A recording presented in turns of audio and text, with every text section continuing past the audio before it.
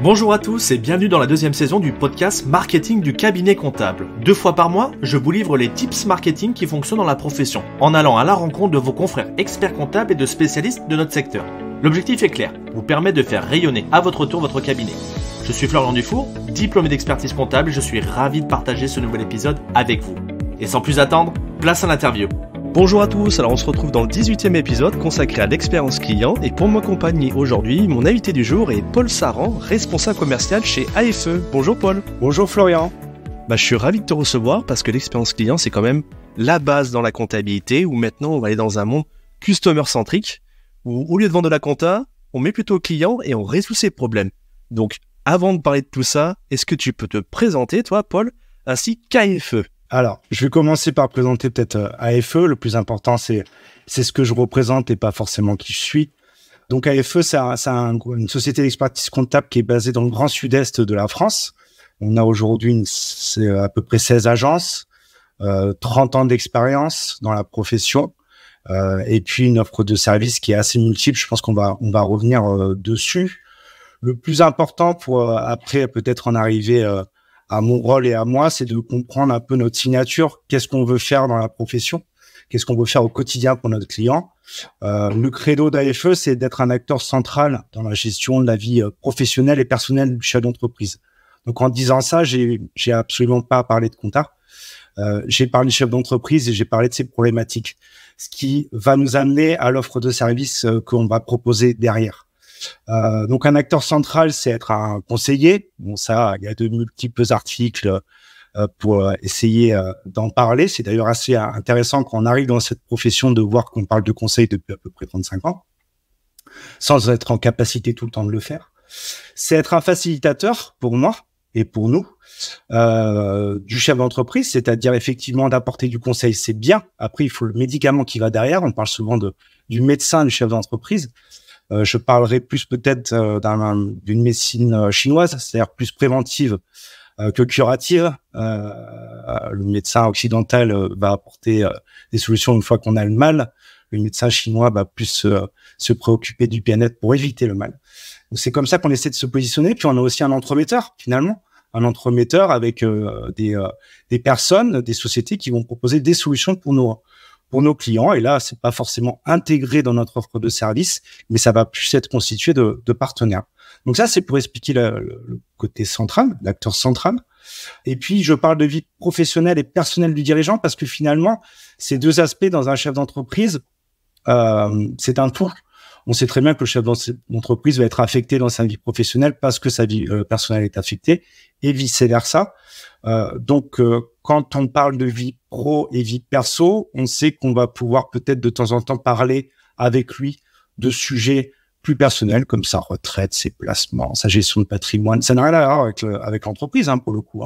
Mais pour lui, c'est un tout. Et donc, il faut aussi qu'on soit cultivé et capable de répondre à ces problématiques. Ce qui m'amène à moi. Donc, moi, Paul Saran, je suis responsable commercial du groupe AFE depuis maintenant 3 ans. Alors, pour t'expliquer, je suis arrivé en plein Covid, moi. Donc, c'était super facile.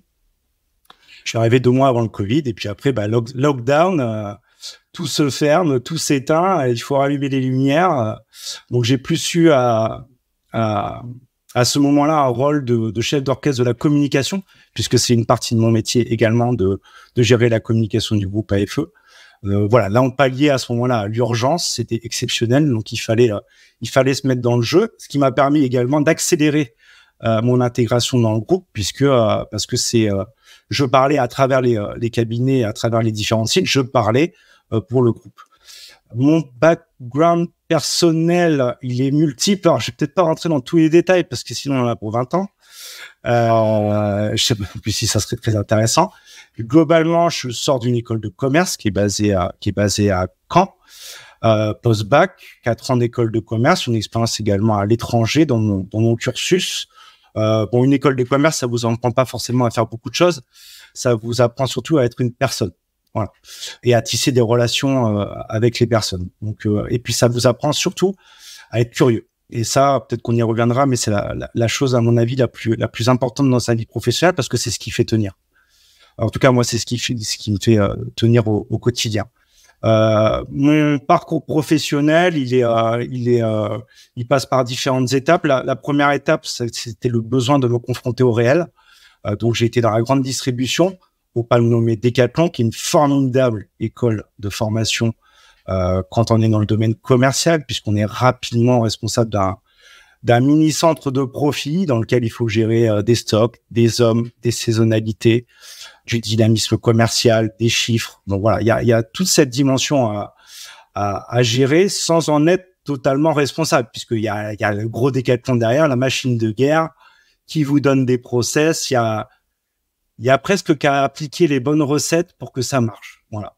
Mais aussi une société, Decathlon en l'occurrence à ce moment-là, qui innovait énormément, qui passait un peu de société grande distrib classique à proposer des produits marques distributeurs low cost à une société qui voulait proposer de la valeur. Voilà, il y a des marques comme Quechua qui commençaient à l'époque, des marques comme Between, etc. dans le vélo, qui étaient un peu plus anciennes, un peu plus dans le cœur du métier. Mais toutes ces marques essayaient de grimper en valeur. Donc moi, c'était hyper intéressant de regarder ça un peu de loin. J'étais leur client finalement, parce que moi, j'achetais les stocks. Mais j'ai vu des sociétés extrêmement bien évoluer à ce niveau-là, de passer d'un réseau un peu distributeur, pas low cost, mais on va dire grande population, à quelque chose à valeur ajoutée un petit peu plus élevée. Donc ça, c'est mon expérience dans la grande distribution. Et puis après, j'ai voulu un peu aller vers mes premiers amours qui était la communication. Donc j'ai intégré une agence de communication en tant que directeur de clientèle, où j'avais des budgets à gérer, des budgets de marques plutôt intéressantes au niveau national.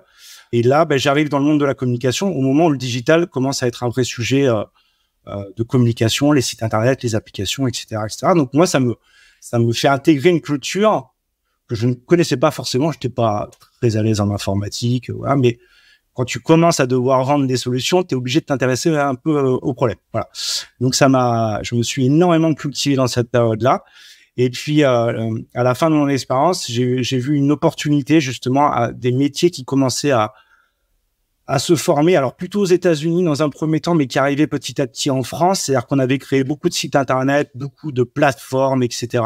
Il y avait énormément de systèmes d'information dans les grosses sociétés, donc l'informatique était très présente, pas de souci. Par contre, on avait oublié une chose, c'était l'expérience utilisateur.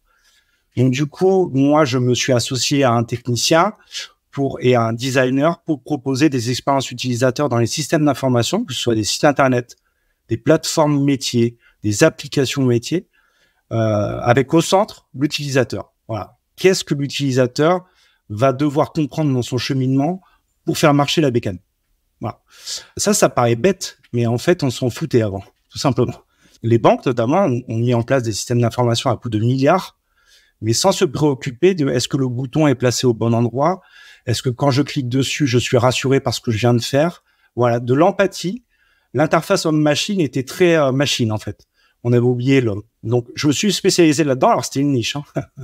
C'était une niche, mais on travaillait avec des gros groupes comme La Poste, SNCF, etc. Et ça m'a permis d'avoir cette première expérience de chef d'entreprise, justement, puisque c'était mon agence digitale. Et c'est là que j'ai fait ma rencontre avec l'expertise comptable, puisqu'il faut un comptable à ce moment-là. Et c'est là où j'ai rencontré AFE. Voilà. Donc, j'étais de l'autre côté du rideau en tant que client qui venait au cabinet de temps en temps pour essayer d'avoir du conseil. Et j'ai tout de suite senti cette culture chez AFE, de toute façon. Ça, c'était pas un souci. J'avais aussi la chance d'être face à un des gérants, des dirigeants de la boîte, qui est Philippe Fage. Et donc, je sentais cette appétence sur l'économie de sa part, cette appétence sur la gestion, cette appétence aussi sur mes problématiques personnelles. Est-ce que je mets en place une holding? Est-ce que voilà, il y avait ce conseil. Il prenait énormément de temps avec moi et j'ai beaucoup apprécié. Voilà. Et après, il y a des choses que tu vois pas. Moi, je savais pas qu'il y avait une période fiscale. Je me rendais pas compte de tout ça. Donc, et puis je m'en foutais royalement. Voilà. Quand tu es client, tu te fous du back office des gens pour lesquels des gens que tu payes pour rendre un service. Voilà. Et donc, au fur et à mesure de nos échanges, on s'entendait très très bien. Et puis j'avais rencontré également le responsable de l'innovation à l'époque, qui était Toufik Zahamou. On avait des échanges excellents au niveau justement de l'expérience client, de l'avenir de la profession, etc. Et puis de fil en aiguille, ils m'ont dit qu'il y avait la volonté sur le groupe de créer un poste de responsable commercial. Ah bon? Pourquoi faire? Comment? Et eux avaient, Toufik, Philippe, l'ensemble des gérants, Christophe, Franck, avaient une vision assez précise de la chose. Et moi, ça m'a plu. Ils savaient exactement ce qu'ils voulaient faire à travers ce poste-là. Alors moi, j'ai eu peur au début parce que je suis responsable commercial. Si c'est pour faire du développement commercial, moi, ça m'intéresse pas. Si c'est pour mettre en place des process, pour architecturer, pour insuffler de la culture, pour animer, là, ça m'intéresse un petit peu plus. Et c'était exactement ce qu'ils voulaient faire, en fait. Ils prenaient pas, parce que j'avais eu aussi vent de quelques expériences dans les cabinets où ils prenaient des développeurs juste pour faire du chiffre additionnel. Moi, je voulais pas faire ça. Et eux avaient vraiment cette vision plus centrale et architecte d'un poste très important dans la boîte. Et ils voulaient que ce soit quelqu'un qui sorte complètement du cadre, qui ne soit pas de la profession. Bon, en l'occurrence, je l'étais pas. Et qui pourrait insuffler, on va dire, un petit peu de naïveté mélangée à un peu de dynamisme pour mettre en place tout ça. Donc, c'est là où moi, je suis intervenu. Mon rôle, rapidement, il va être de différents ordres. Il va être d'architecturer l'offre de service d'AFE, l'offre de service qui est aujourd'hui assez large mais bien solide. Des choses plus classiques comme l'accompagnement en gestion, le social, le juridique, des choses qui sortent un petit peu plus de l'ordinaire comme la prévoyance, la gestion de patrimoine, la retraite, la stratégie retraite, l'assistance administrative, la communication de nos clients. Voilà, ça, ce sont des branches qui ont été créées. Alors, au fur et à mesure, je vous ai dit, c'est 30 ans d'expérience. Donc, tout ça, c'est une croissance à pas raisonnée, une croissance déjà de notre chiffre d'affaires et de nos agences, puisque on a l'habitude de faire plutôt de la croissance externe aujourd'hui, mais à pas raisonnée, pour toujours ne pas oublier qu'on a des hommes en face de nous. Et également, dans la proposition de service, une croissance à pas raisonnée, puisque... je le dis souvent, mais c'est pas demain matin où je vais vendre des téléphones portables. Voilà. Ou faire vendre des téléphones portables à des comptables. Ce n'est pas du tout ça. L'idée, c'est de partir du besoin, je l'ai dit tout à l'heure, de la vie professionnelle ou personnelle du dirigeant, et d'y attacher un service, de proposer une solution par rapport à ça. C'est pour en revenir peut-être à la thématique du jour, c'est ça l'expérience client, c'est de pouvoir répondre à des problématiques que le chef d'entreprise a décelées ou ne sait pas encore déceler. Donc, promouvoir l'offre de service, l'architecturer. Si demain, on se rend compte qu'il y a une autre offre de service à proposer parce qu'elle devient très importante dans la tête de nos dirigeants, on se refusera rien. Voilà. Alors, soit on la construira en interne parce qu'on aura trouvé un spécialiste qui va porter le projet, là, un directeur de filiale, c'est un peu ça. Soit on créera un partenariat parce que à ce moment-là, c'est plus facile, c'est plus simple, on pourra adresser plus vite le besoin. Il y a il n'y a pas de schéma. Architecturer l'offre de service. Deuxièmement, proposer à l'ensemble des équipes. Moi, mes clients, c'est les collaborateurs aujourd'hui des agences et les responsables. Voilà, c'est ces 16 sites dont j'ai parlé, peut-être demain 20 sites, mais aujourd'hui 16 sites qui vont être face aux clients tous les jours. Donc, dans leur relationnel avec le client, il va falloir que je leur donne de temps en temps des trucs et des astuces, pas parce que je suis un sachant, c'est parce que moi, la matière m'intéresse et que j'ai été confronté énormément à ça. Je suis, entre guillemets, un technicien de ça. Mais un technicien avec, j'espère pas trop de théorie, mais beaucoup de pratique. Donc, l'idée, ça va être de les sensibiliser sur comment on va défendre un prix. Par exemple, je te prends juste un petit atelier qu'on propose à travers notre centre de formation interne qui s'appelle la FE School, très important pour nous, et qui permet justement de faire des formations qui sortent de l'ordinaire. Il y a des formations techniques, bien sûr, que tout le monde connaît, mais il y a aussi des formations plus comportementales et commerciales.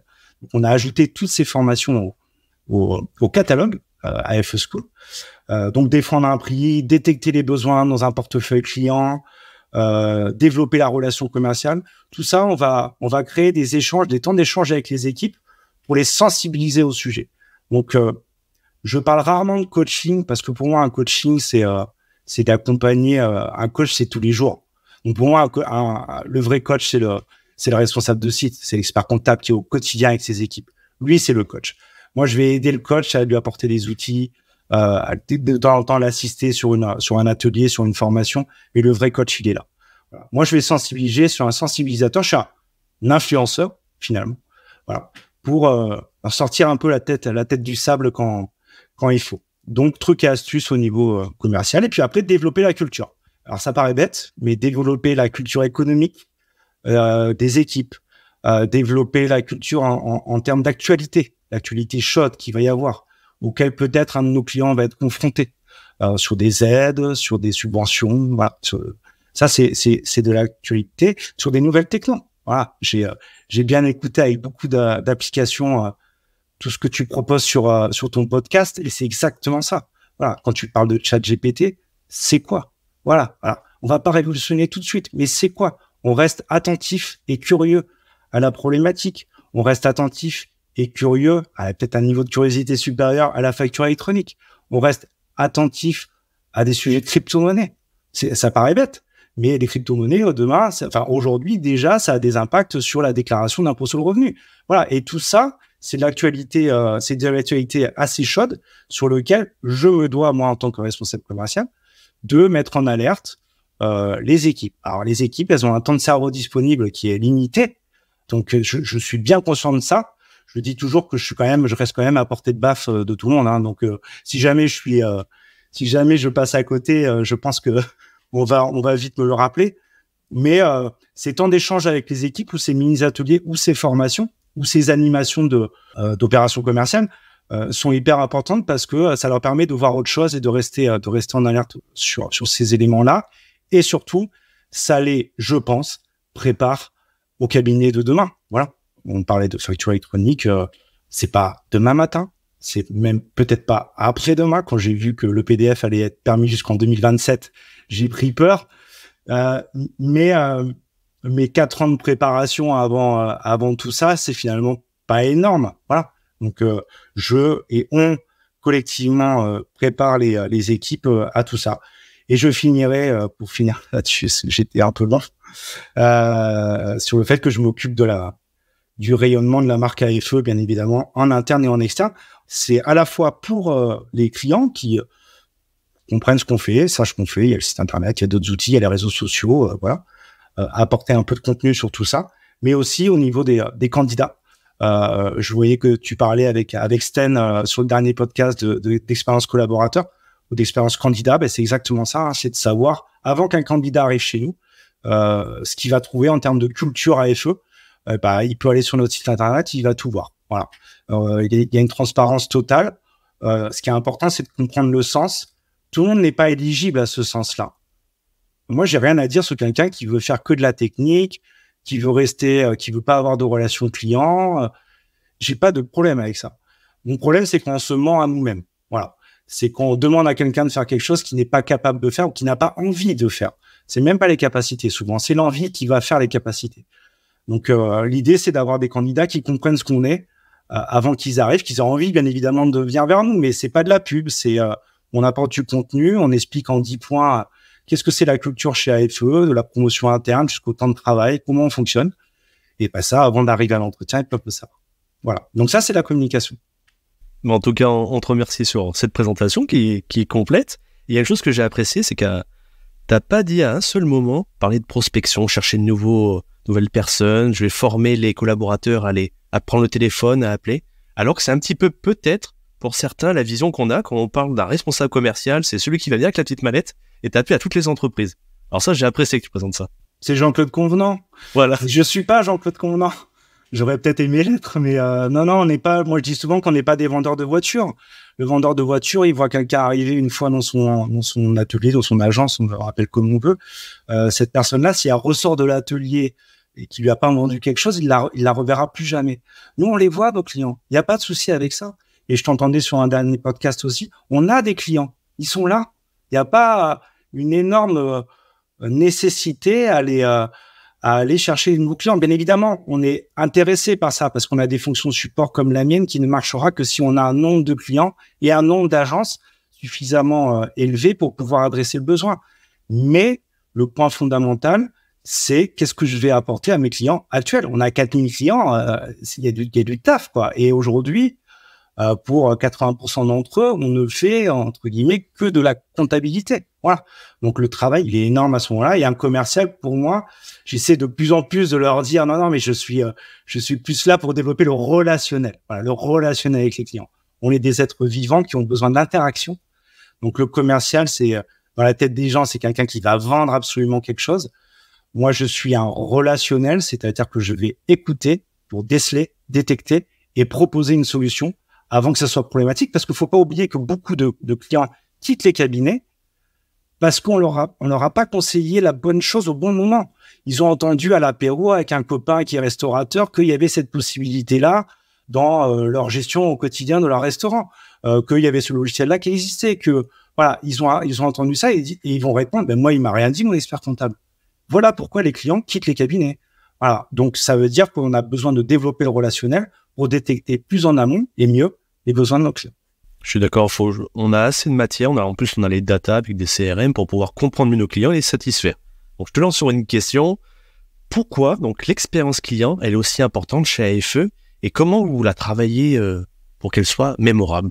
Alors, l'expérience client, c'est deux choses. C'est le process pour moi et le relationnel, donc l'interlocuteur qu'on va avoir ensemble. Donc, le process, c'est d'arriver à cadrer des process sur comment j'accueille un client, un prospect d'abord. Il est d'abord prospect avant de devenir client. Comment je le reçois en agence, comment je lui propose notre offre de service, comment je fais de la pédagogie autour de ça. Après, ça peut être des détails. Après, combien de temps je le rappelle quand j'ai fait le premier rendez-vous. Le premier rendez-vous, bien évidemment, on essaie qu'il soit 99,9% des cas physiques. C'est-à-dire qu'on règle pas une histoire aussi sérieuse par mail. Il n'y a aucune histoire sérieuse qui se règle par mail, entre guillemets, y compris les conflits. Donc, l'expérience client va commencer du prospect jusqu'à même la sortie du client. On parle d'expérience collaborateur pour dire de l'entrée, l'onboarding jusqu'à la sortie du collaborateur. C'est pareil pour un client. Voilà. Il faut jamais insulter l'avenir. Un client qui part, il va peut-être revenir. Voilà. Donc, ça va être de mettre en place des process absolument les plus détaillés possibles sans qu'ils soient rigides parce qu'il y a toujours le libre arbitre de la personne qui va faire le process. Ça, c'est important. Le libre arbitre, il faut le laisser aux gens. Autrement, ça va devenir des machines. Et moi, j'ai pas envie que ce soit des machines parce qu'ils sont confrontés à des êtres humains en face d'eux qui vont les challenger sur l'interaction, sur la négociation commerciale, sur le fait de défendre un prix. Et ça, je peux faire des fiches mémo, des fiches, tout ce que vous voulez techniques dessus. Tant que la personne n'est pas en capacité d'avoir des convictions, elle ne va pas bien adresser le besoin ou répondre au prospect. Donc, l'expérience client, c'est d'abord des process, on va dire, à peu près huilés en termes de prospect, de proposition de mission et de pédagogie. Et la partie importante, ça va être le relationnel, donc de développer un relationnel avec cette personne-là, de connaître sa vie avant de parler de compta et de continuer à connaître sa vie. L'expérience client, ça va être d'aller visiter un client chez lui. On permet et même on encourage énormément nos collaborateurs à aller voir le resto qu'ils gèrent, à aller manger là-bas, pourquoi pas, à aller voir les entreprises sur le terrain. Voilà, ce ne sont pas des numéros de dossier, ce sont des êtres organiques. Donc, on a besoin d'aller sentir un petit peu tout ça. Et le meilleur moyen de le faire, c'est d'aller sur le terrain. Dans nos process également, les collaborateurs sont énormément encouragés à faire ça aujourd'hui. Et bien évidemment, après, ça va être de segmenter les clients pour savoir comment on adresse des choses un peu plus spécialistes. Voilà, aujourd'hui, je te prends juste l'exemple, deux petits exemples. Un BNC, par exemple, aujourd'hui, il n'a pas besoin de son bilan. Si on résume les choses, son bilan à mars, ou dans les meilleurs des cas, à mars 2023 de son année 2022, en fait, la guerre, elle est finie. La guerre, elle est finie. Il a déjà repayé des charges s'il avait dépassé les seuils. Voilà. Donc, on est en train de faire un constat qui ne l'intéresse clairement pas, encore plus un BNC qu'un chef d'entreprise. Donc, un BNC, nous, dans notre technique, notre offre de service, on va le voir en juin de l'année 2022 ou juin à septembre pour faire un atterrissage de son chiffre d'affaires à décembre, pour savoir si on doit commencer à lisser des charges, si on doit commencer à moduler son impôt sur le revenu. Voilà. Et là, on est en train d'adresser un vrai besoin, le besoin d'une BNC qui est spécifique, mais qui a un vrai besoin. Lui, il attend ça. Il attend pas qu'on constate et qu'on lui dise en décembre ou novembre, oh là là, vous êtes en train de de péter tous les compteurs et vous devez des charges aux organismes. Donc voilà. Donc ça, c'est un exemple. C'est bête, encore une fois. Et souvent, l'expérience client est bête, hein. Sauf qu'il faut prendre conscience et lever la tête. Le BNC, il a besoin de ça. Le restaurateur, pareil, un restaurateur saisonnier, il faut le voir avant saison, après saison, pour discuter de ses chiffres. Donc, on développe, nous, beaucoup les missions de gestion, les missions de pilotage, hein, dont on entend beaucoup parler dans la profession, mais encore faut-il les faire. Ça demande beaucoup d'exigences en termes de production de la part des équipes et beaucoup de temps de cerveau disponible du responsable, du collaborateur pour recevoir son client et l'écouter. Mais par contre, voilà, c'est sûr que des bons conseils avant saison, par exemple sur sa masse salariale, donc c'est plutôt des conseils en termes social, mais également sur son chiffre d'affaires, comment il va faire, qu'est-ce qu'il attend comme chiffre d'affaires, l'atterrissage qu'il compte avoir, et faire un bilan après saison, un saisonnier, fin août, il sait, hein. Ah, pas la peine d'attendre, hein. Donc fin août, début septembre, pareil, en septembre, on va le recevoir. Voilà. Donc ça, c'est ça aussi, la segmentation et la spécialité. Et après, on essaie effectivement aujourd'hui, que les collaborateurs soient un peu spécialistes dans leur portefeuille. C'est-à-dire que quelqu'un qui a des BNC, il en a beaucoup, puisqu'il va développer une culture très, très forte en termes de BNC. Il va savoir parler métier. Et le champ lexical d'un métier, d'un chirurgien, c'est loin d'être neutre. D'un chirurgien dentaire ou d'un chirurgien tout court, c'est loin d'être neutre. Il faut savoir parler métier. Et ça, c'est hyper important. Donc ça, on l'acquiert avec l'expérience et le volume de clients qu'on gère. Voilà. Et un restaurateur, c'est pareil. Voilà, un restaurateur, quand on va surveiller les bonnes livraisons par rapport à ses achats, il faut être un peu dans la culture du restaurateur pour savoir que c'est un élément hyper important. Voilà. Donc, on développe la culture sans essayer de trop enfermer les gens. C'est important qu'ils restent pas forcément ultra généralistes, mais voilà, qu'ils restent quand même alertes pour pas les enfermer, parce que demain, quelqu'un qui s'occupe des BNC, il aura peut-être envie d'autre chose. Donc, il faut lui offrir quand même toujours des opportunités par rapport au reste.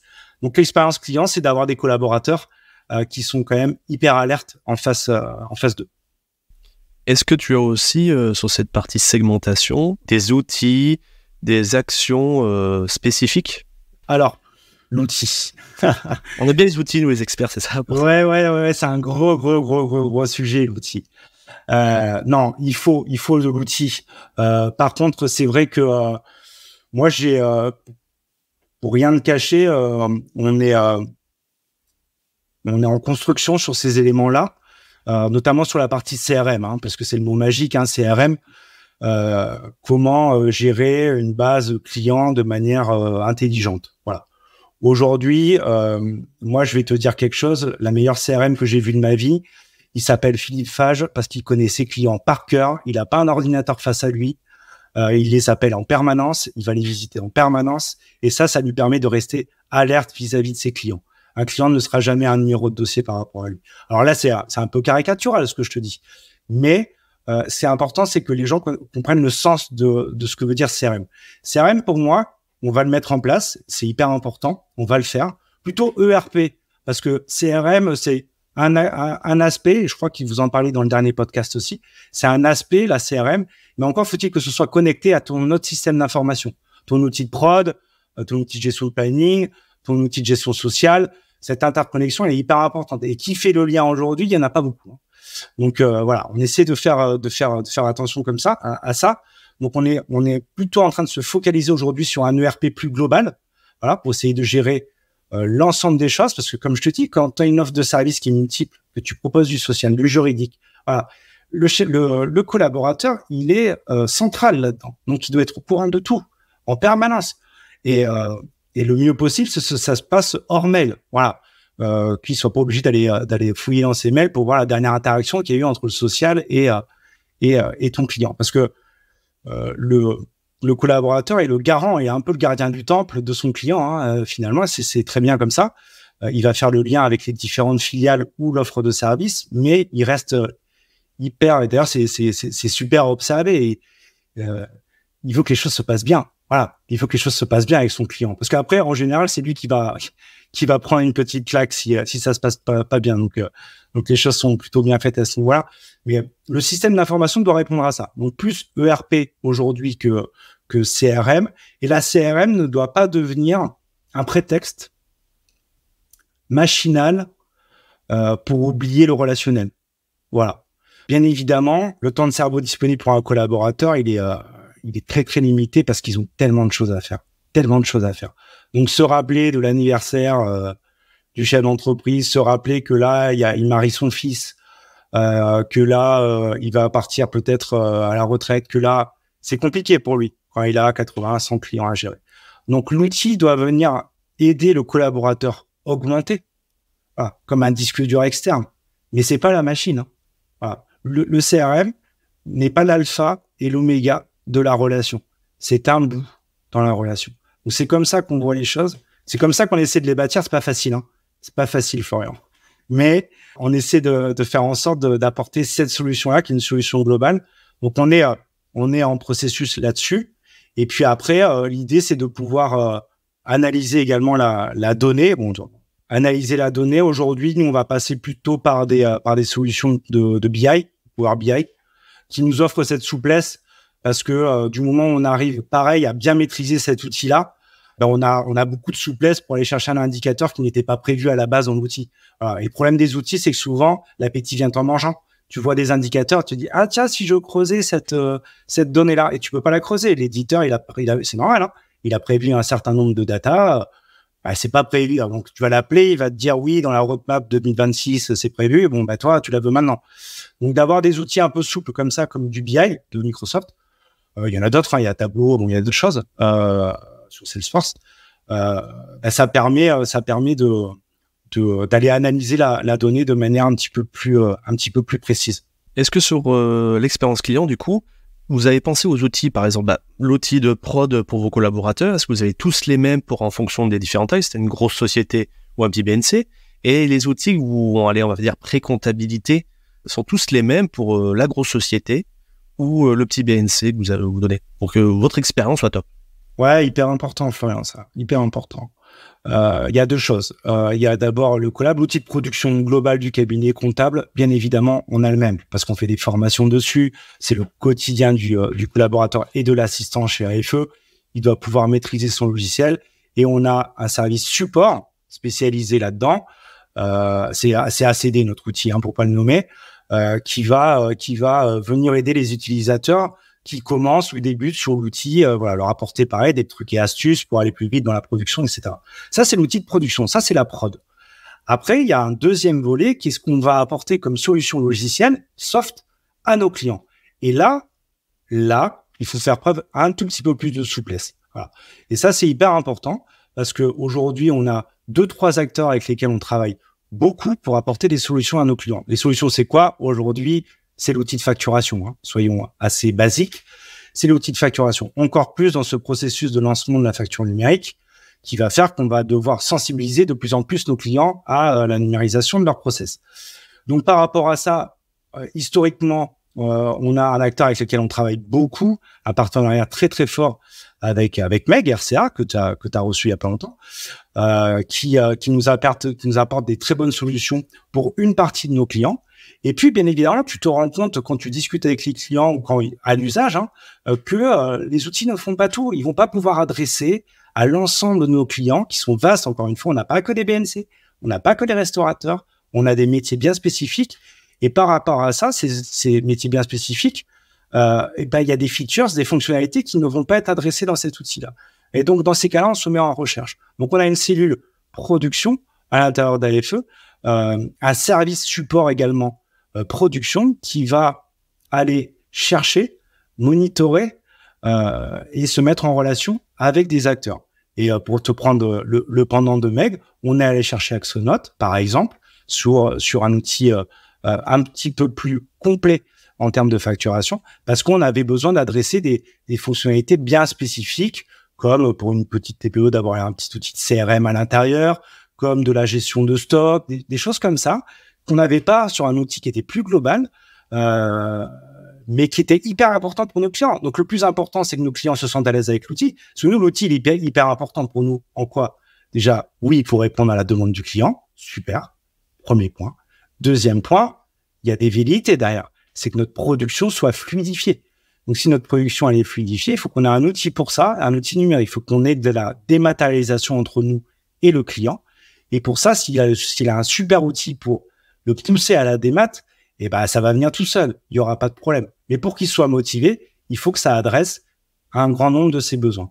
Donc Axonote a répondu dans un deuxième temps plutôt à ça. Et puis après, je te prends un troisième acteur avec lequel on travaille, Projet-BAT, qui est un outil qui est plus pour les professionnels du bâtiment, parce que les professionnels du bâtiment, dans la gestion de leur devis, de leurs factures, il y a des spécificités qui sont énormes et que peut pas non plus adresser un outil plus général. Donc, nous, on établit ces relations-là avec ces éditeurs de logiciels-là comme un vrai partenariat.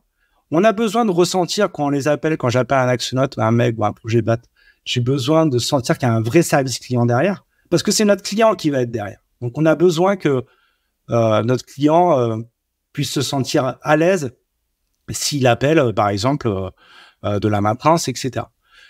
Et nous, on doit se sentir à l'aise puisqu'on a un service prod qui s'occupe de ça, qui va venir accompagner nos clients dans la mise en œuvre de ces parties. Donc, quand on parlait de moi tout à l'heure pour dire on a un service commercial, c'est innovant chez FE, oui, ça l'est, mais on a aussi un service production qui va aussi bien adresser la partie plus hardware, informatique pure, hein, ordinateur, j'ai un problème avec ma souris, bon, tout ça, mais qui est hyper importante, la partie sécuritaire, hyper importante aujourd'hui dans les cabinets.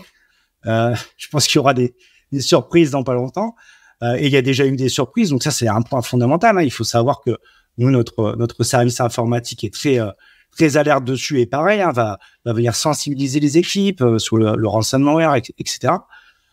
Donc ils sont très impliqués là-dedans. La partie cloud et la partie logicielle pour nos clients. Donc c'est un service support fondamental dans un cabinet, selon nous. Moi, je sais pas aujourd'hui comment faire un petit cabinet, mais c'est compliqué d'adresser la partie commerciale, la partie informatique, la partie logicielle, la partie RH, n'en parlons pas. Quand tu es un petit cabinet, c'est compliqué. C'est des super-héros pour moi. Voilà. En plus de leur production. Et le groupe AFE, il propose ça à ses agences, voilà, pour leur laisser un maximum de temps de cerveau disponible pour la relation. C'est si je résume, c'est ça. C'est bête, mais si je résume, c'est un peu ça. Je vais venir t'embêter un petit peu. Vas-y. Pour ce temps de cerveau, où on pourrait se dire, bon, il propose 3 outils au client, donc le client top, mais de l'autre côté déjà, est-ce qu'il pourrait pas avoir trouvé un outil qui soit parfait, au lieu d'en avoir 3? Est-ce que c'est plus coûteux d'en avoir 3? Et est-ce que ça donne pas trop mal à la tête aux collaborateurs? Parce qu'il faut qu'il en maîtrise 3. Qu'est-ce que tu me réponds à ça?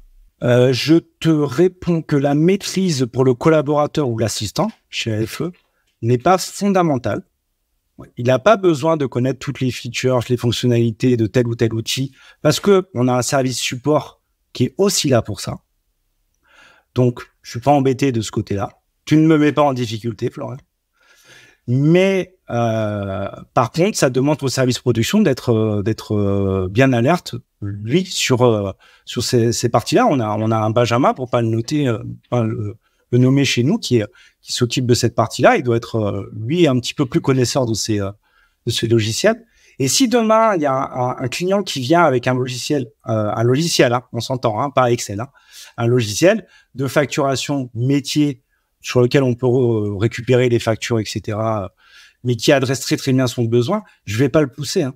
On va pas le pousser à sortir de sa zone de confort pour l'emmener vers quelque chose qui nous arrangerait un tout petit peu plus. C'est pas l'idée. C'est pas l'idée. L'important, c'est aussi son confort personnel. C'est comme ça qu'il gère aussi aujourd'hui sa boîte.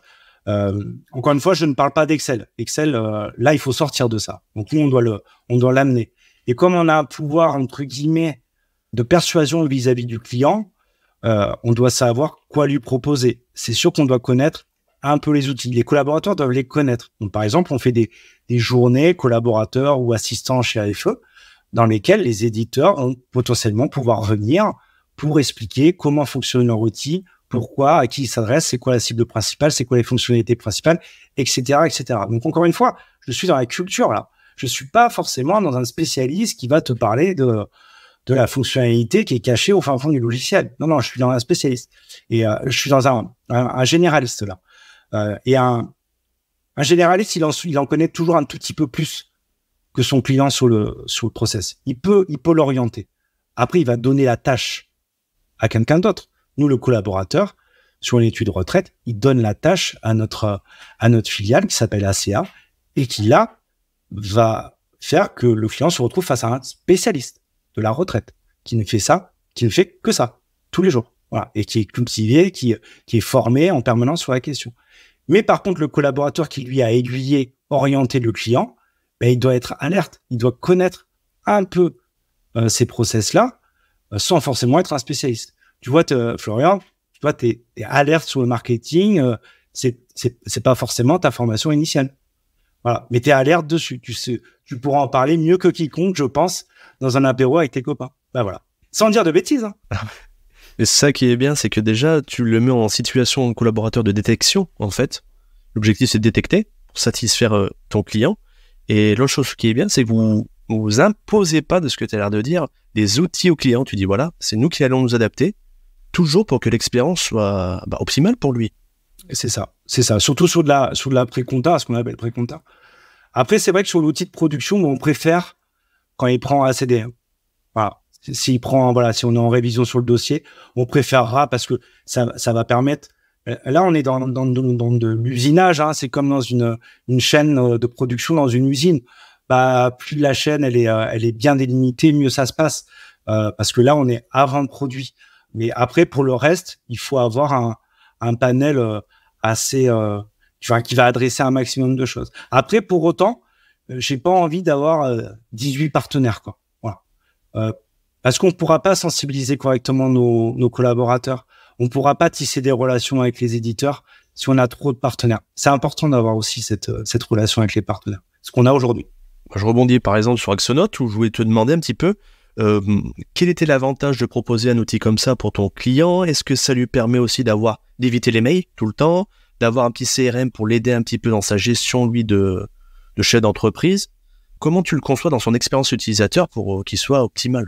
Pour moi, Axonote, c'est un super outil pour commencer à digitaliser ton entreprise, tout simplement. Voilà. Quand aujourd'hui, tu vas fonctionner qu'à partir de Excel ou de tableaux un peu partout dans ton ordinateur, de base client, de fichiers clients, etc., tu vas pouvoir concentrer dans un outil fait pour ça l'ensemble de tes données. Donc, pour une TPE, voire une petite PME, mais on a beaucoup de grosses TPE, voilà.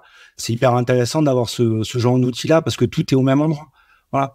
Et ça, c'est des bons réflexes que tu peux leur donner avec un outil qui est facile d'accès, qui est ergonomiquement très bien pensé, qui est accessible. Important aussi d'être accessible par rapport à ça et qui est malin dans sa conception. Donc ça, c'est pour nous un des aspects fondamentaux quand on choisit de s'associer avec un partenaire. Ça va être l'accessibilité de l'outil.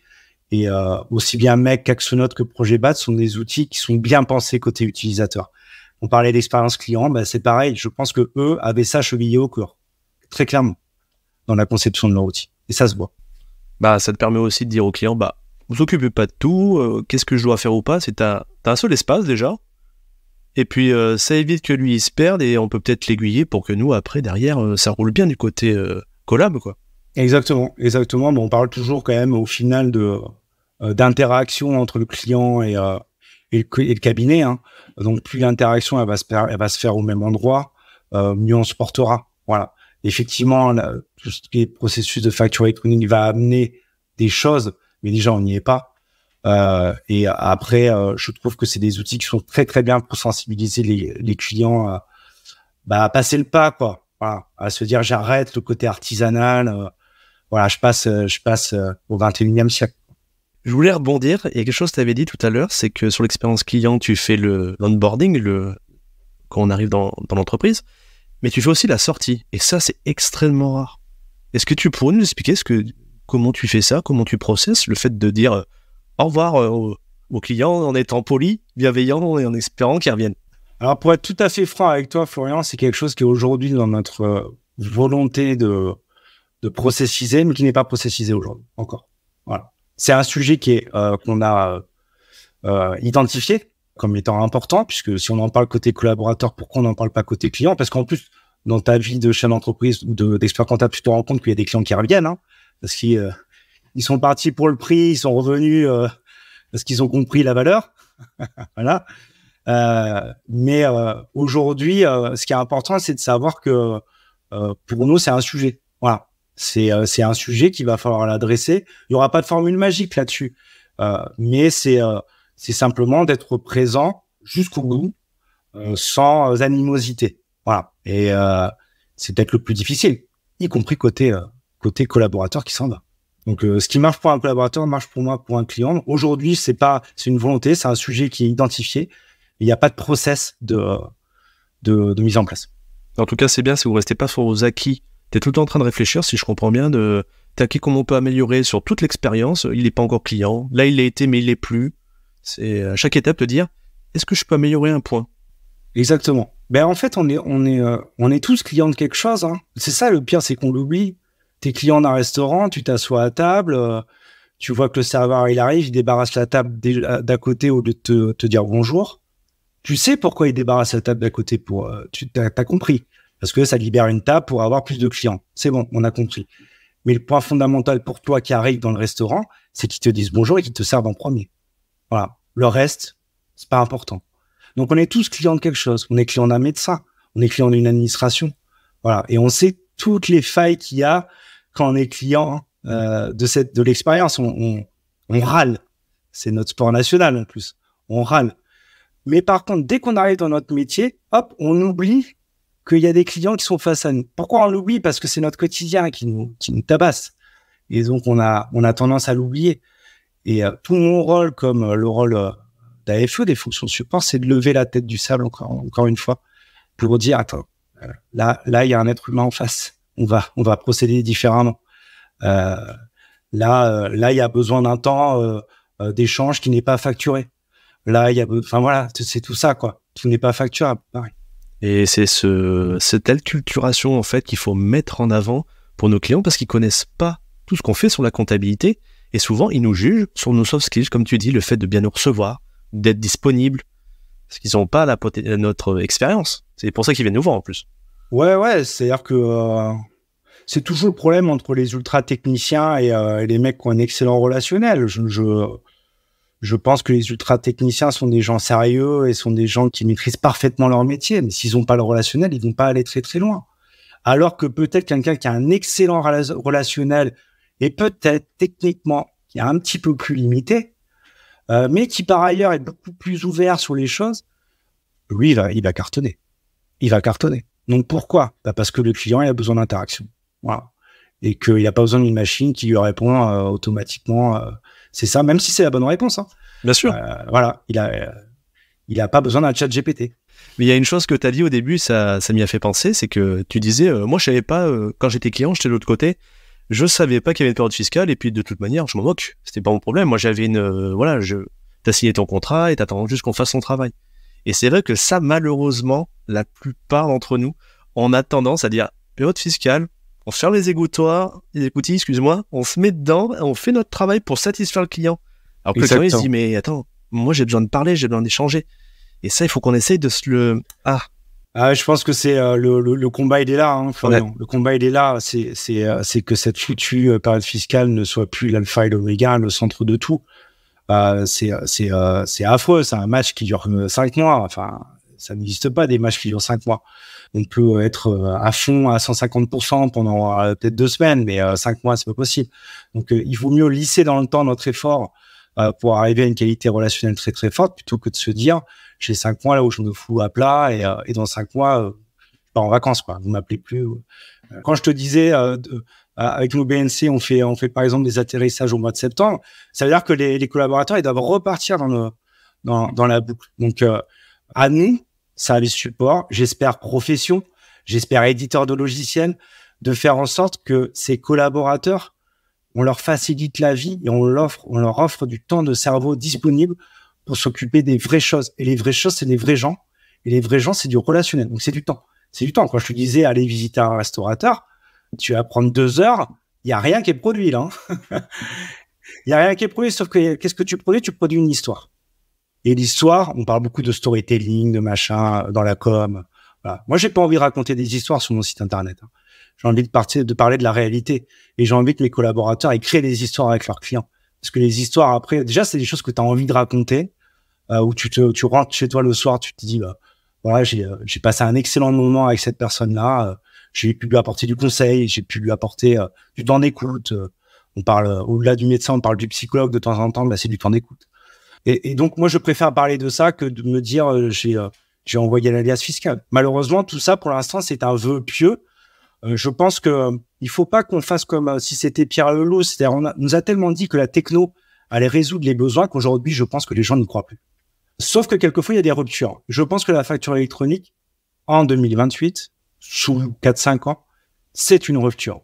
Parce que l'État a décidé une bonne fois pour toutes que le papier n'existait plus. Voilà, il l'avait décidé pour l'impôt à la source, ça a marché. Il n'y croyait pas, ça a marché. Là, bon, après, il y a les biens immobiliers, c'est encore autre chose. Il le décide pour la comptabilité et potentiellement les contrôles fiscaux qui vont aller derrière et le prélèvement de la TVA. Ça va marcher. J'ai pas de souci avec ça. Ça va pas marcher tout de suite. Il va y avoir un temps d'usine à gaz. Bien sûr, adaptation. Voilà, d'adaptation et tout. Mais ça va marcher. C'est-à-dire que dans 5 ans, là, par contre, c'est une autre histoire. C'est un autre chapitre. Donc, il faut qu'on soit prêt. Il faut, comme tu disais, moi, c'est pas raconter des histoires, c'est plutôt de dire tisser des liens, moi. Je trouve que c'est important de tisser des liens avec oui, bien sûr. Mais pour le lien, je leur dis toujours... faut s'écouter. Il faut s'écouter et il faut savoir répondre à la question, quels sont ses enfants? Comment ils s'appellent? Quel âge ils ont? Quelles études ils font? Bien évidemment, c'est quoi l'entreprise qu'il a? Elle en est où de sa période de croissance? C'est quoi ses projets? C'est quoi l'actualité de sa profession? Voilà. Toutes ces questions-là, elles ne sont pas marquées dans les chiffres. Et comment allez-vous aujourd'hui? Et comment allez-vous aujourd'hui? Bien évidemment. Savoir dire bonjour. Il y a une super vidéo qu'on m'avait montrée quand j'étais arrivé chez Decathlon. Pour le coup, c'est Itinéraire d'un enfant gâté avec Anconina qui parle à Belmondo. Et Belmondo lui apprend à dire bonjour. C'est bête. Et savoir dire bonjour, c'est loin d'être facile. Ça change les choses. J'ai une question qui m'est venue, c'est est-ce que vous, au niveau de vos clients, chez AFE, vous communiquez en disant là, on va rentrer en période fiscale, on sera peut-être un petit peu moins disponible, ou c'est non, on répond tout le temps ou... Hors de question de dire ça. Et ça, c'est culturellement, c'est souvent porté par les gérants et après par l'ensemble des responsables qui gravitent autour des agences. C'est culturellement, on s'est toujours dit, ça ne doit pas être un prétexte à. Donc, on n'a jamais envoyé ce type de message. On met même, nous, des formations pendant les périodes fiscales. Et c'est important parce que c'est aussi comme ça que tu insignes ta culture. Tu dis, non, on n'est pas fermé. On n'est pas fermé, on reste ouvert. On sait, attention, ça ne veut pas dire qu'il ne faut pas faire preuve d'empathie. On sait que vous êtes dans une période qui est difficile et tout. Moi, bien évidemment, en tant que responsable commercial, c'est une période où je les sollicite un petit peu moins. Et encore, parce que je sais qu'ils vont rencontrer leurs clients. Oui, la totalité de leurs clients. Nous, on a un truc qui est bien chevillé au corps chez AFE, c'est qu'on rencontre tous nos clients pour la période fiscale. Tous nos clients. Avec le bilan MAG, etc., etc., etc. Donc, je sais que quand même, malgré tout, c'est une période favorable à la dimension commerciale, à la proposition de notre offre de service, etc. Donc, je ne peux pas me passer sur cette période-là. Donc, je vais continuer à les solliciter. Je vais faire attention. Il vaut mieux que j'aille les solliciter en décembre, janvier, début février. Mais quoi qu'il arrive, il faut qu'on reste ouvert. Parce que peut-être dans 4-5 ans, ça ne sera plus une question. C'est toujours ça, l'adaptabilité qui est importante, je pense. Voilà. Et l'acculturation, tu parlais de l'acculturation, je suis complètement d'accord avec toi. L'acculturation, c'est ça. Pour acculturer, encore faut-il avoir une culture. La culture AFE, on essaie de la distiller à un maximum. Je pense que c'est ça qui fait la différence d'une boîte. C'est sa culture. Encore une fois, une culture, elle peut être opposable. Les gens peuvent ne pas être d'accord avec ça. Moi, j'ai aucun problème avec ça. Par contre, quand tu as une culture, tu la portes en toi, quoi. Tu la portes en toi et tes managers, tes responsables la portent en eux et l'ensemble des collaborateurs la portent et la colportent auprès de leurs clients.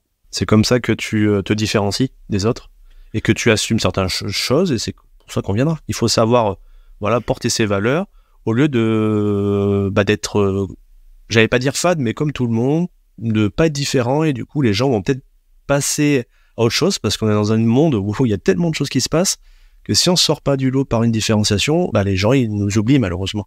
C'est ça, mais après, ça, tu sais, c'est le positionnement. Hein. Toi qui es à l'aise sur le marketing, ça s'appelle le positionnement. On peut avoir un positionnement dit low cost. Et attention, low cost, c'est pas de la mauvaise qualité. Le low cost, faut pas qu'on se trompe. Hein. Le low cost, c'est simplement des gens qui ont compris qu'il y avait 2-3 actions qui étaient hyper importantes pour le client et que le reste, ils s'en foutaient. En tout cas, qu'on voulait pas l'adresser. Donc, Ikea te fait monter tes meubles. OK. Voilà. À Decathlon, il n'y a pas de vendeur. C'est toi qui prends tes produits dans ton rayon. Chez Ryanair, t'es un peu traité comme une marchandise, mais c'est encore autre chose. Mais chez Ryanair, on te promet de t'emmener à un point A, à un point B. C'est tout. C'est tout. On te promet rien d'autre. Et du coup, la promesse, elle est là. Le prix, il va en face. Nous, on n'a pas fait ce choix-là. On n'a pas fait le choix de dire on veut adresser que des liasses fiscales. Si on veut adresser que des liasses fiscales et d'avoir un numéro vert qui renvoie à Dakar pour parler aux clients, on devient de la compta low cost. Pas de souci, c'est un business. Hein. Je n'ai aucun problème avec ça. Et nous, on veut pas ça. Donc, ça veut dire que si on ne veut pas ça, on met de la valeur ajoutée. La valeur ajoutée se paye forcément. La valeur ajoutée implique de la formation des collaborateurs, implique des fonctions support de plus en plus costauds, implique de la culturation, implique des choses hors compta. Donc, forcément, tu vas pas payer la même chose chez un mec en ligne que chez quelqu'un qui veut adresser ce besoin d'une autre façon en étant plus conseillé, etc. Donc, quand la profession parle de conseil, c'est dans les honoraires que ça se passe. Voilà. C'est dans la base même de ce que tu proposes en termes de tarifs, entre guillemets, à ton client. Puis après, il y a des choses exceptionnelles qui se passent dans la vie, hein, qui vont être facturées peut-être par ailleurs. Il n'y a pas de souci avec ça. Mais attention à vouloir tirer tout le monde les prix vers le bas, parce qu'il y aura toujours meilleur que nous là-dessus. Bien sûr. Après, ce qu'il faut mettre en avant, c'est la valeur. Qu'est-ce que tu produis? Qu'est-ce que tu apportes? Exactement. Donc, moi, j'aimerais que tu me donnes ton ultime conseil sur l'expérience client. Tu pourrais nous partager. Tiens, il y a un cabinet qui veut se lancer. Qu'est-ce qui, demain, il prend son stylo, je commence par quoi pour l'expérience client? D'abord, un client, une agence se lance dans un secteur. D'abord, il va falloir que ce secteur, ce cabinet s'adresse à sa population locale. Donc, moi, par exemple, quand je parle à l'ensemble des responsables, on insiste énormément pour développer le tissu de prescripteurs local, etc. Donc ça, c'est comment je vais faire parler de moi à l'extérieur, finalement. Des banquiers, des notaires, des courtiers, voilà, qui sachent que moi, j'existe. Et ça, c'est pas forcément quelque chose qui est très compatible avec une profession libérale, qui n'ont pas l'habitude de faire ça. Voilà. Donc, le minimum aujourd'hui du commerce, c'est de dire j'existe, de créer du relationnel avec les gens du tissu local. Après, c'est potentiellement aussi de faire preuve de son attachement local avec du sponsoring, etc., des choses qui lui tiennent à cœur pour à la fois développer son réseau, mais pour être un acteur local important. Voilà. Encore une fois, moi, je suis pas un cabinet en ligne, donc j'ai besoin que localement on soit fort. Après, ça va passer par la réputation. La réputation, elle est sur Google. Vous avez parlé des étoiles la dernière fois sur ton dernier podcast. Je partage entièrement. Il faut qu'on fasse parler de nous pour qu'un client qui nous cherche, qui cherche simplement un cabinet à la base, puisse comparer facilement à partir de commentaires qui est, entre guillemets, bien noté sur le secteur. Et après, ça va être de demander de la recommandation à tes clients et de les récompenser quand ils te recommandent. Voilà. Ça, c'est les bases du commerce. Voilà. Ça, c'est les bases du commerce. Après, ça va être de mettre en place, je pense, un maximum de choses pour libérer du temps de cerveau disponible à la personne que tu as face au client. Voilà. Si un collaborateur, il est à 99% sur la production, c'est pas possible.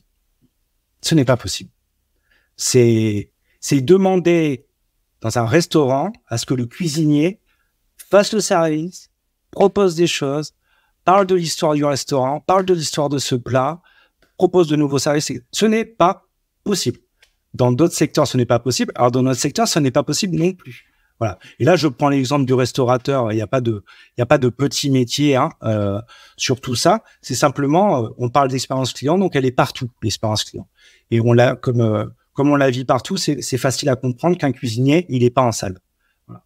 Donc, je pense que c'est assez basique, hein, Florian. Je suis désolé, mais la première chose, c'est qu'un collaborateur, il soit un maximum tourné vers le client, vers ses besoins, et d'avoir un temps de cerveau disponible le plus large possible. Donc aujourd'hui, nous, on a organisé nos différents pôles en binôme, hein, avec quelqu'un qui est assistant et l'autre qui est collaborateur. C'est pas pour rien. On veut libérer, entre guillemets, les collaborateurs d'un maximum de production. On veut que l'assistant soit de plus en plus autonome sur la production pour que le collaborateur puisse, lui, avoir du temps de cerveau disponible. Est-ce qu'on y est? On n'y est pas encore, Florian. Mais on va y arriver. Voilà. Je suis persuadé qu'on va y arriver. Et après, que les gens qui se retrouvent face au client aient cette appétence du client. Tu ne vas pas inventer des gens qui n'ont pas envie sur cette dimension-là, entre guillemets, dite commerciale, qu'on appellera, si tu veux bien, relationnelle. Tu ne crées pas la relation si t'aimes pas un peu les gens, quoi. Voilà. S'ils te font peur, si t'es un ours et tout. Mais tu peux être un ours avec une partie technique hyper forte, hein. Moi, j'étais dans le digital, il y avait des devs, c'était des ours antisocial au complet, mais par contre, c'était des brutes techniques. Mais par contre, pour aller vendre le produit, c'est pas la brute technique que j'envoyais devant le client. C'est deux parties de la personne qui sont différenciées. Voilà. Donc, je veux pas mettre les gens dans des catégories. C'est pas ça que je veux faire. Mais par contre, ce qui est sûr, c'est qu'il faut que les gens qui se retrouvent face au client aient envie de ça et cette culture-là. C'est de pousser à l'appétence. Tiens, j'aime plus faire le commercial. D'autres, peut-être, j'aime plus analyser les chiffres. On va te mettre dans plus en ça. Ouais, bien sûr. Et c'est pour ça qu'il y a des choses qui ont été évoquées aujourd'hui dans la profession qui sont intéressantes, hein, sur le data management ou voilà. Pourquoi pas, on trouvera les termes qu'on veut, mais il y aura besoin de supervision dans les agences et il y aura besoin de conseillers un peu très ouverts culturellement, très à l'aise sur les chiffres, bien évidemment. On va pas inventer des garagistes comptables, hein, c'est pas le propos. Mais par contre, voilà, cette appétence du client, est-ce qu'elle est innée? Je sais pas. Il y a des gens qu'il faut aider. Moi, ça m'arrive au quotidien. Il y a des gens, en fait, qui ont une vraie envie au fond d'eux, mais qui ont de la timidité excessive. Voilà. Donc ceux-là, tu sens assez vite qu'il y a une volonté, mais qu'ils n'ont pas encore les armes et que la confiance va développer les armes. Donc, faut leur laisser du temps à eux. Et il y en a qui n'ont pas envie. Voilà. Mais qui, par contre, techniquement, sont des brutes qui vont faire que la production va super bien se passer et tout. Bah, super, il y a de la place. Il y a de la place pour tout le monde. Voilà. Je trouve que c'est bien cette idée de binôme. C'est d'offrir une bonne expérience à ton client en ayant un petit peu, comme tu dis, spécialiste qui s'éclate et l'autre qui va écouter pour faire le lien et parler, que tout le monde aille dans le même sens. Bon, en tout cas, super bien. Moi, je me suis éclaté pendant 1 heure. Et avant qu'on se laisse, j'aimerais faire le petit jeu ceci ou cela où on apprend un peu mieux à te connaître. Donc, je te propose 2 alternatives et tu me dis laquelle te correspond. Est-ce que tu préfères prospecter ou fidéliser? Fidéliser. Bon, ça, c'est ce qu'on a senti pendant 1 heure. Là, je vais venir t'embêter maintenant. Tu préfères faire un bilan comptable ou signer 10 clients en moins d'1 semaine? Alors moi, j'en fais pas des bilans comptables. Bah oui, c'est pour ça. Donc par contre, je vais adorer signer 10 clients qui ont bien compris ce qu'ils allaient trouver chez nous et l'offre de service qu'ils allaient trouver au fur et à mesure de leur expérience. S'ils ont bien compris ça et qu'ils ont signé en connaissance de cause, je suis ravi. Tu es plutôt mer ou montagne? Je suis plutôt mer. Voilà. Vu la localisation, Montpellier. Ouais. Ouais, après, on a un peu de tout. Et puis, on a des agences dans les Alpes du Sud, magnifique région. Donc, on a un peu de montagne aussi. Mais culturellement, mes parents m'ont né à la mer et pas à la montagne. Donc, je pense que ce qui s'est passé dans notre enfance reste souvent bien ancré. C'est vrai. Tu es plutôt fêtard ou pantouflard? Alors, ceux qui m'écoutent, je ne peux pas mentir, je suis plus fêtard. Voilà, encore une fois, bon, dans la fête, il peut y avoir plusieurs ingrédients, mais il y a aussi la relation. Et j'adore quand cette relation est mise en avant. Donc, forcément, dans la partie fêtard, c'est important. Puis, quelquefois, ça te permet de t'exprimer, de lâcher un peu les chevaux, comme on dit. Tu préfères les événements physiques ou ceux en ligne? Largement physique. Après, je pense que ça adresse différents besoins. J'écoute beaucoup de podcasts, beaucoup de confs. Bon, tu connais tout ce qui est TED, etc., ou des podcasts qui sont un peu plus hors profession. Mais rien ne remplacera un événement physique, absolument rien. Voilà. Là, le Covid nous a dit que le digital était possible. C'est important, c'est possible.